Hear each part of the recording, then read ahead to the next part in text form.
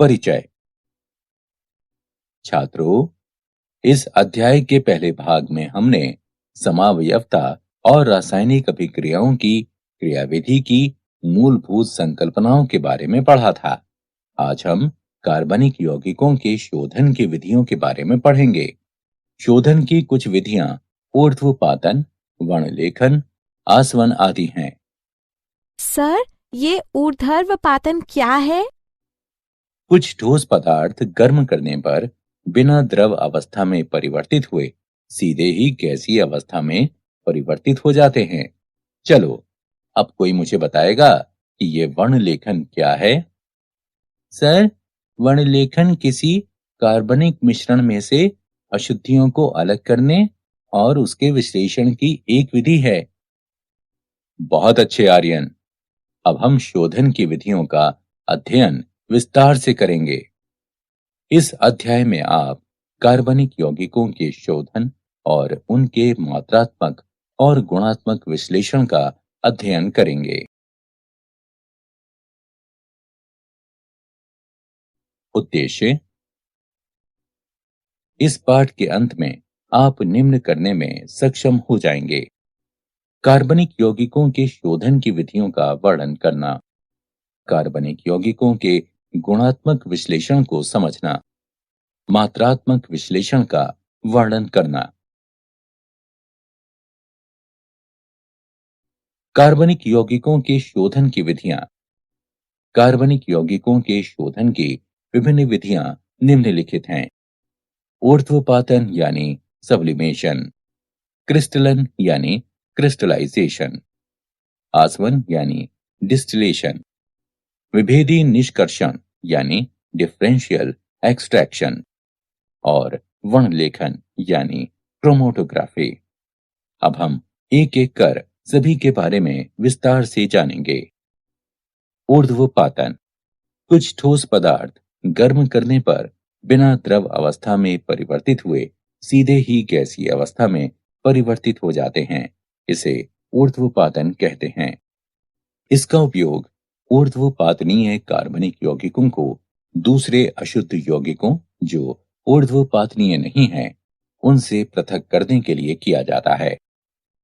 अशुद्ध कार्बनिक यौगिकों को छिद्रित एस्बेस्टास की चादर से ढकी हुई एक प्याली में रखकर गर्म किया जाता है, जिसके ऊपर एक उल्टी फनल यानी कीप रखी जाती है। कीप के स्तंभ में कपास भरा जाता है। गर्म करने पर ठोस यौगिक का वो हिस्सा जो ऊर्ध्वपातित हो जाता है, एस्बेस्टस की चादर के छिद्र से गुजरकर कीप की ठंडी दीवार में संघनित हो जाता है। अशुद्धियां जो ऊर्ध्वपातित नहीं होती हैं, प्याली में ही रह जाती हैं। क्रिस्टलन। ठोस कार्बनिक यौगिकों के शोधन का यह सबसे सामान्य तरीका है।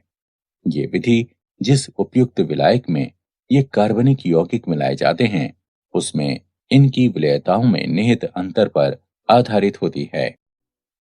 अशुद्ध पदार्थ पाउडर के रूप में होते हैं। इन्हें किसी विलायक के साथ एक फ्लास्क में गर्म किया जाता है।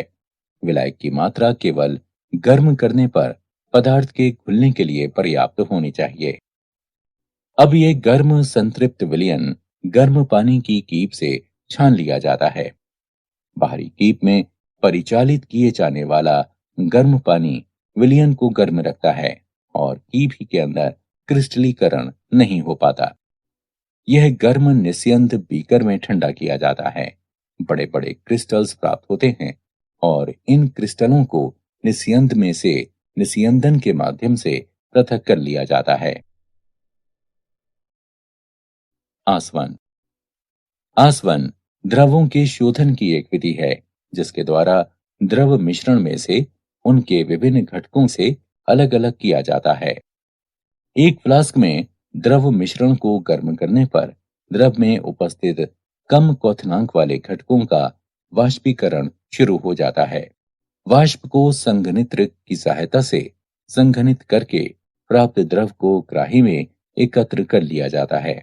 द्रव मिश्रण के वे घटक जिनका क्वथनांक उच्च होता है, बाद में वाष्पित होते हैं और इन द्रवों को अलग एकत्रित किया जा सकता है।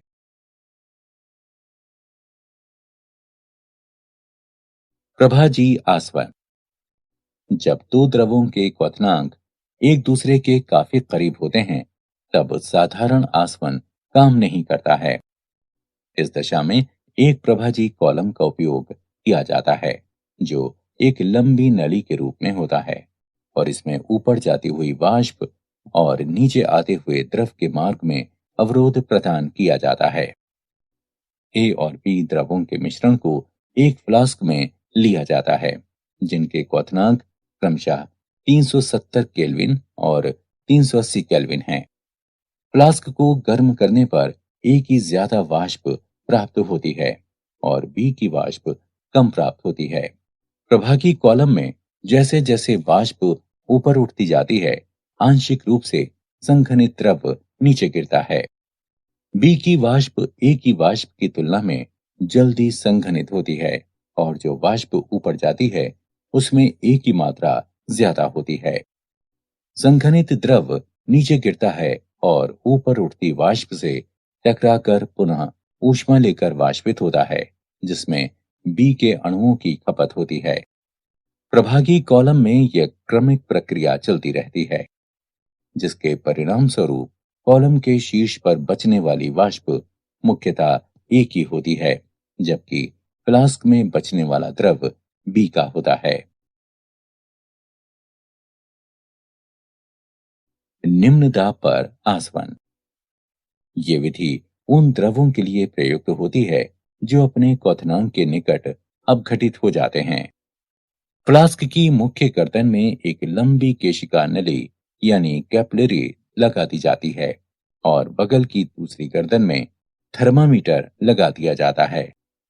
बगल की ट्यूब संघनित्र से जोड़ दी जाती है, जो दूसरे छोर पर ग्राही से जुड़ी होती है।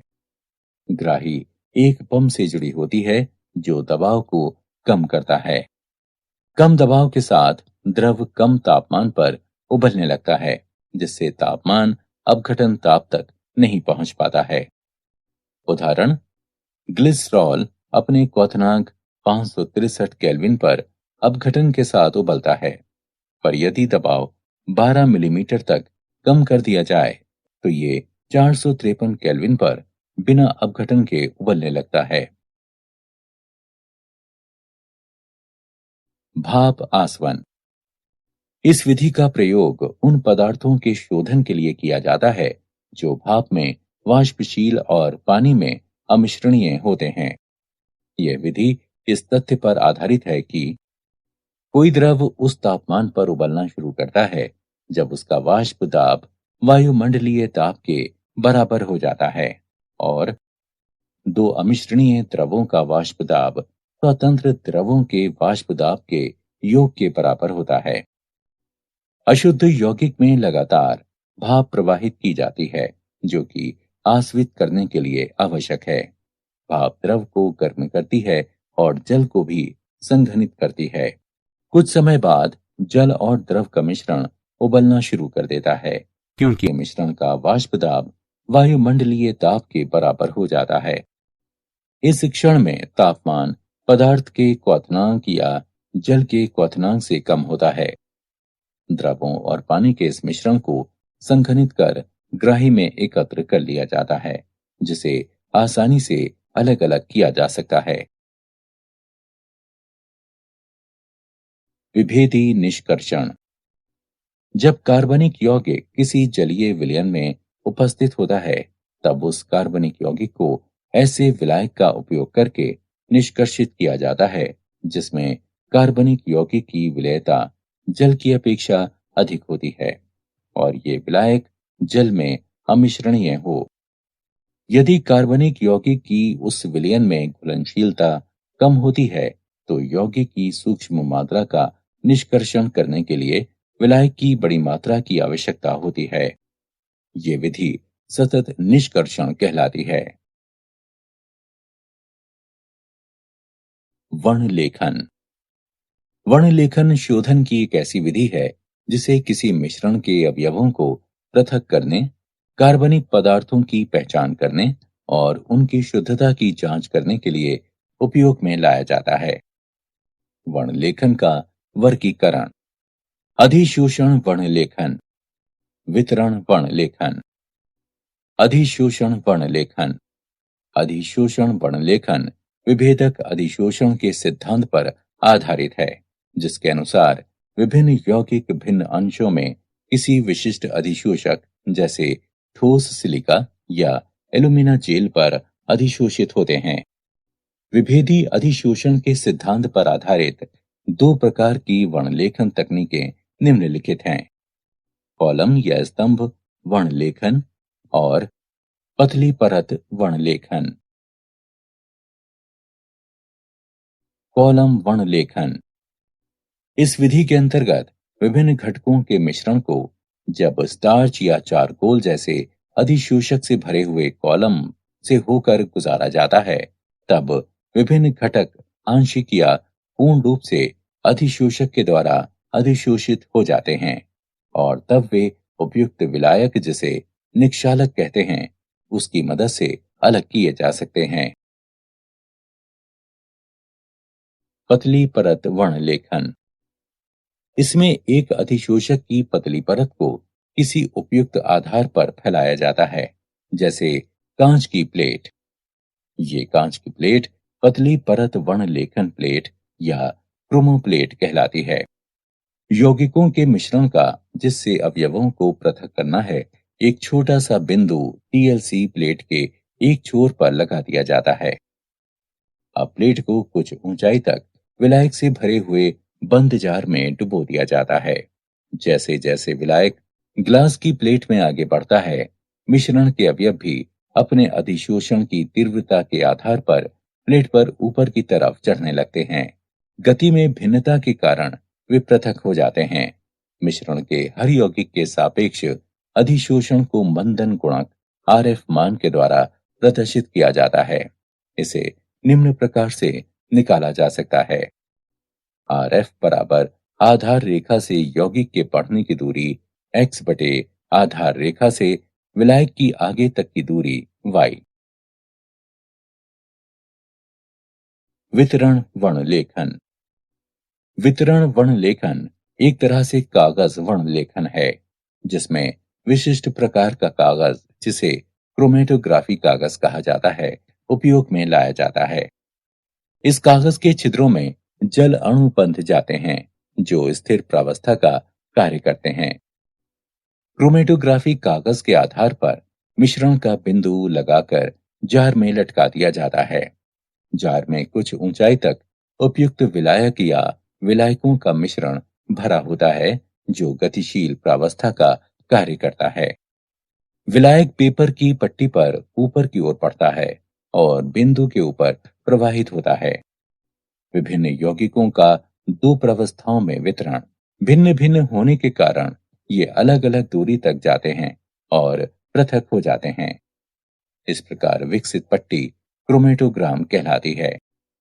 रंगहीन यौगिकों को पराबैंगनी किरणों के नीचे रखकर या उपयुक्त अभिकर्मक के विलयन को छिड़ककर देखा जा सकता है।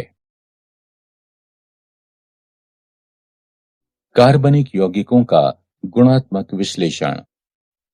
कार्बन और हाइड्रोजन की पहचान। कार्बनिक यौगिकों को कॉपर 2 ऑक्साइड के साथ तेज गर्म किया जाता है। उत्पन्न हुई गैसों को परख नली के अंदर निर्जल कॉपर सल्फेट में से गुजारा जाता है और फिर चूने के पानी में प्रवाहित कर दिया जाता है। यदि कार्बन उपस्थित होता है तो ये कार्बन डाइऑक्साइड बनाता है, जो चूने के पानी को दूधिया कर देता है। अभिक्रियाएं निम्नलिखित हैं: कार्बनिक यौगिकों में उपस्थित कार्बन कॉपर 2 ऑक्साइड के साथ अभिक्रिया करके कॉपर और कार्बन डाइऑक्साइड बनाता है। उत्पन्न हुई कार्बन डाइऑक्साइड कैल्शियम हाइड्रोक्साइड से अभिक्रिया करती है, जिससे वो दूधिया हो जाती है, जो उस कार्बनिक यौगिक में कार्बन की उपस्थिति को सूचित करता है। यदि कार्बनिक यौगिक में हाइड्रोजन उपस्थित है तो ये पानी की वाष्प बनाता है, जो निर्जल कॉपर सल्फेट से गुजरकर CuSO4 5H2O बनाती है, जिससे उसका रंग नीला हो जाता है। अभिक्रियाएं निम्नलिखित हैं। कार्बनिक यौगिक की हाइड्रोजन कॉपर दो ऑक्साइड से अभिक्रिया करके कॉपर और पानी बनाती है। उत्पन्न पानी निर्जल कॉपर सल्फेट से क्रिया करके CuSO4 5H2O बनाता है, जिससे उसका रंग नीला हो जाता है। अन्य तत्वों की पहचान। कार्बनिक यौगिकों में उपस्थित नाइट्रोजन, सल्फर, हैलोजन और फास्फोरस जैसे अन्य तत्वों को लैसे परीक्षण के द्वारा पहचाना जा सकता है। कार्बनिक यौगिकों में उपस्थित तत्वों को सोडियम धातु के साथ संगलित करने पर ये तत्व संयोजी रूप से आयनिक रूप में परिवर्तित हो जाते हैं। अभिक्रियाएं निम्नलिखित हैं। जब सोडियम कार्बनिक यौगिकों में उपस्थित विभिन्न तत्वों के साथ क्रिया करता है, तब ये सोडियम संलग्न निष्कर्ष बनाता है। नाइट्रोजन के लिए परीक्षण। सोडियम संलग्न निष्कर्ष को फेरस सल्फेट के साथ मिलाने पर, जो कि सोडियम साइनाइड है, सोडियम पेरोसाइनाइड बनाता है। इस अभिक्रिया के दौरान फेरिक आयन बनता है, जो फेरोसाइनाइड से क्रिया करके फेरी फेरोसाइनाइड बनाता है, जिसका रंग नीला होता है। सल्फर के लिए परीक्षण। यदि कार्बनिक यौगिक में सल्फर उपस्थित है, तो इसे सोडियम संलग्न निष्कर्षण, जो कि सोडियम सल्फाइड है, उसको सोडियम नाइट्रोक्लोराइड के साथ अभिकृत करने पर सल्फर की उपस्थिति के कारण जो बैंगनी रंग आता है, उसके द्वारा उसे पहचाना जा सकता है। हैलोजनों के लिए परीक्षण। सोडियम संलग्न निष्कर्षण के एक भाग को NaX नाइट्रिक अम्ल के द्वारा अम्लीकृत करके उसमें सिल्वर नाइट्रेट मिलाया जाता है। यदि सफेद अपक्षेप बनता है, जो कि अमोनियम हाइड्रोक्साइड में विलयित हो जाता है, तब ये क्लोरीन की उपस्थिति को दर्शाता है। यदि पीला अवक्षेप बनाता है, जो कि अमोनियम हाइड्रोक्साइड में अल्प विलय है, तब ये ब्रोमीन की उपस्थिति को दर्शाता है। और यदि ये पीला अवक्षेप अमोनियम हाइड्रोक्साइड में अविलय है, तब ये आयोडीन की उपस्थिति को दर्शाता है। यदि नाइट्रोजन या सल्फर की संभावना होती है, तो परीक्षण के पूर्व सोडियम संलग्न निष्कर्षण को 2 मिनट तक उबाला जाता है, जिससे HCN और H2S के साइनाइड और सल्फाइड विघटित हो जाएं, जो परीक्षण में बाधा उत्पन्न करते हैं। फास्फोरस के लिए परीक्षण। किसी कार्बनिक यौगिक में फास्फोरस की उपस्थिति का पता लगाने के लिए उस कार्बनिक यौगिक को सोडियम पेरोक्साइड के साथ गर्म किया जाता है। बने हुए विलयन को सांद्र नाइट्रिक अम्ल के साथ उबालकर अमोनियम मॉलिब्डेट मिलाया जाता है। पीले रंग का अवक्षेप फास्फोरस की उपस्थिति को प्रदर्शित करता है। मात्रात्मक विश्लेषण। कार्बन और हाइड्रोजन। कार्बनिक यौगिकों के एक नमूने को शुष्क शुद्ध ऑक्सीजन की भाप में कॉपर 2 ऑक्साइड की उपस्थिति में 700 डिग्री सेल्सियस पर गर्म किया जाता है। हाइड्रोजन ऑक्सीकृत होकर पानी बनाती है और कार्बन से कार्बन डाइऑक्साइड बनता है। उत्पन्न जल की मात्रा ज्ञात करने के लिए मिश्रण को निर्जल कैल्शियम क्लोराइड युक्त नली में से प्रवाहित किया जाता है और कार्बन डाइऑक्साइड की मात्रा का निर्धारण करने के लिए इस मिश्रण को पोटेशियम हाइड्रोक्साइड के विलयन में से प्रवाहित किया जाता है। कार्बनिक यौगिक के नमूने में उपस्थित हाइड्रोजन का द्रव्यमान 1/9 कैल्शियम क्लोराइड के द्रव्यमान में वृद्धि और कार्बन का द्रव्यमान 3/11 पोटेशियम हाइड्रोक्साइड के द्रव्यमान में वृद्धि। नाइट्रोजन। नाइट्रोजन के आकलन की 2 विधियां हैं, ड्यूमा विधि और केल्डॉल विधि। ड्यूमा विधि नाइट्रोजन युक्त कार्बनिक यौगिक के ज्ञात द्रव्यमान को कार्बन डाइऑक्साइड के वातावरण में कॉपर ऑक्साइड के साथ गर्म किया जाता है। इस स्थिति में कार्बन और हाइड्रोजन ऑक्सीकृत होकर कार्बन डाइऑक्साइड और जल में परिवर्तित होते हैं और नाइट्रोजन मुक्त होती है। यदि अल्प मात्रा में नाइट्रोजन ऑक्साइड बनती है तो उन्हें गर्म कॉपर के तार पर प्रवाहित करके वापस अपचयित कर लिया जाता है।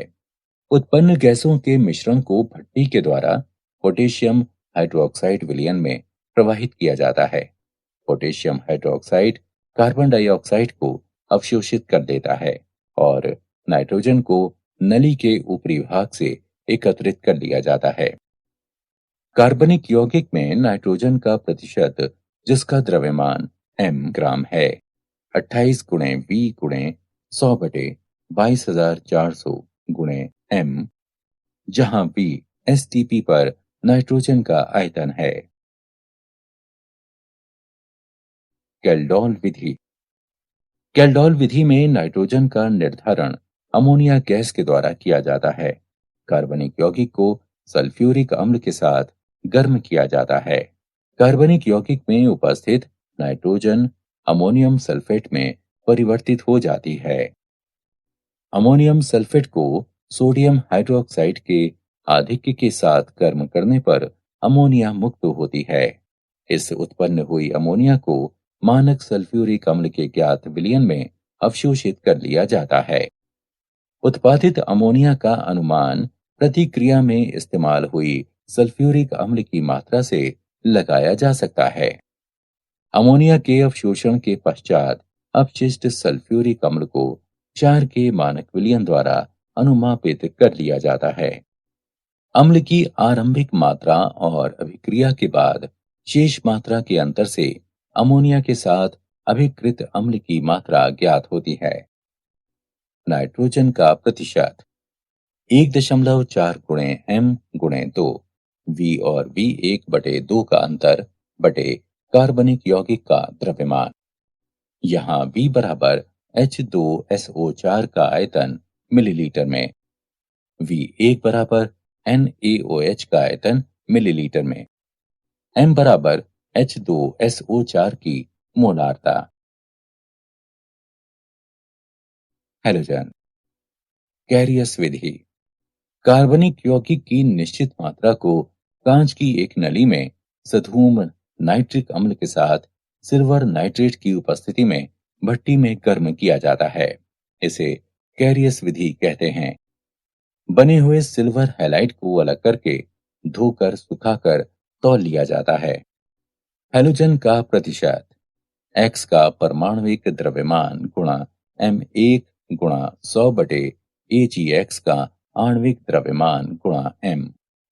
यहाँ m1 Ag(x) का आणविक द्रव्यमान और m कार्बनिक यौगिक का द्रव्यमान है। सल्फर। कार्बनिक यौगिक की ज्ञात मात्रा को एक नली में सधूम नाइट्रिक अम्ल के साथ गर्म किया जाता है। सल्फर सल्फ्यूरिक अम्ल में परिवर्तित हो जाता है। प्राप्त सल्फ्यूरिक अम्ल को बेरियम क्लोराइड मिलाकर बेरियम सल्फेट के रूप में अवक्षेपित कर लिया जाता है। अवक्षेप को छानकर धोकर सुखाकर तौल लिया जाता है। सल्फर का प्रतिशत 32 गुणा m1 गुणा 100 बटे 233 गुणा m। यहाँ m1 बने हुए बेरियम सल्फेट का द्रव्यमान है और m कार्बनिक यौगिक का द्रव्यमान है। फास्फोरस। फास्फोरस युक्त कार्बनिक यौगिक की ज्ञात मात्रा को सधूम नाइट्रिक अम्ल के साथ गर्म करने पर उसमें उपस्थित फास्फोरस फास्फोरिक अम्ल में ऑक्सीकृत हो जाता है। इसे अमोनिया और अमोनियम मॉलिब्डेट मिलाकर अमोनियम फॉस्फेटो मॉलिब्डेट के रूप में अवक्षेपित किया जाता है। फास्फोरस का प्रतिशत 31 गुणा m1 गुणा 100 बटे 1877 गुणा m। यहाँ m1 अमोनियम फॉस्फेटो मॉलिब्डेट का द्रव्यमान है और m कार्बनिक यौगिक का द्रव्यमान है। ऑक्सीजन। किसी कार्बनिक यौगिकों में ऑक्सीजन का प्रतिशत भिन्नता की विधि से ज्ञात किया जा सकता है। कार्बनिक यौगिक में ऑक्सीजन की प्रतिशतता की गणना उसमें उपस्थित अन्य तत्वों की प्रतिशतताओं के योग को 100 में से घटाकर निकाली जाती है। कार्बनिक यौगिकों की एक निश्चित मात्रा को नाइट्रोजन गैस के प्रवाह में गर्म किया जाता है। उत्पन्न हुई गैसों के मिश्रण को रक्त तप्तकोप पर प्रवाहित करने पर ऑक्सीजन गैस कार्बन मोनोऑक्साइड में परिवर्तित हो जाती है। अब इस गैसीय मिश्रण को आयोडीन पेंटॉक्साइड मिलाने पर carbon monoxide gas carbon dioxide में ऑक्सीकृत हो जाती है। अभिक्रियाओं के अनुसार ऑक्सीजन का प्रतिशत निम्न प्रकार से प्राप्त किया जा सकता है: 16 गुणा कार्बन डाइऑक्साइड का द्रव्यमान बटे 44 गुणा कार्बनिक यौगिक गुणा 100। क्या आप जानते हैं कार्बन सभी सजीवों में पाया जाता है?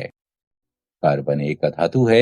ये अपने आप के साथ और कई अन्य रासायनिक तत्वों के साथ आपंत बना सकता है और लगभग 10 लाख यौगिकों का गठन कर सकता है।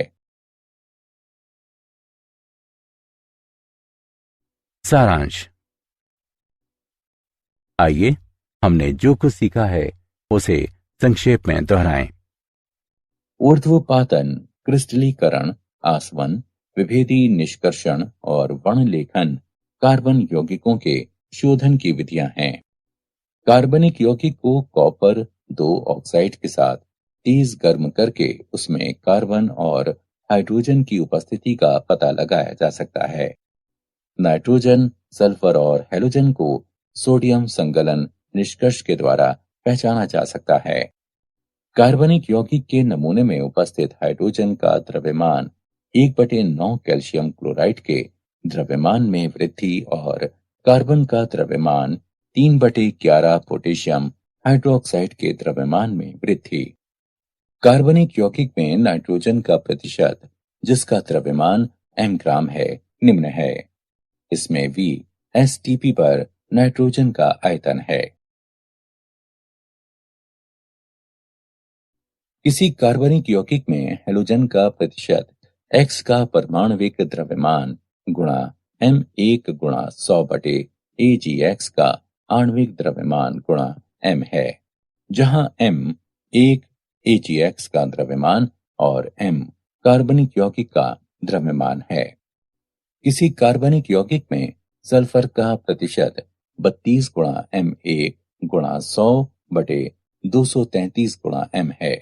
यहाँ M1 बने हुए बेरियम सल्फेट का द्रव्यमान है और M कार्बनिक यौगिक का द्रव्यमान। किसी कार्बनिक यौगिक में फास्फोरस का प्रतिशत 31 गुणा M1 गुणा 100 बटे 1877 गुणा M है, जहां M1 अमोनियम फॉस्फेटोमोलिब्डेट का द्रव्यमान है और M कार्बनिक यौगिक का द्रव्यमान है।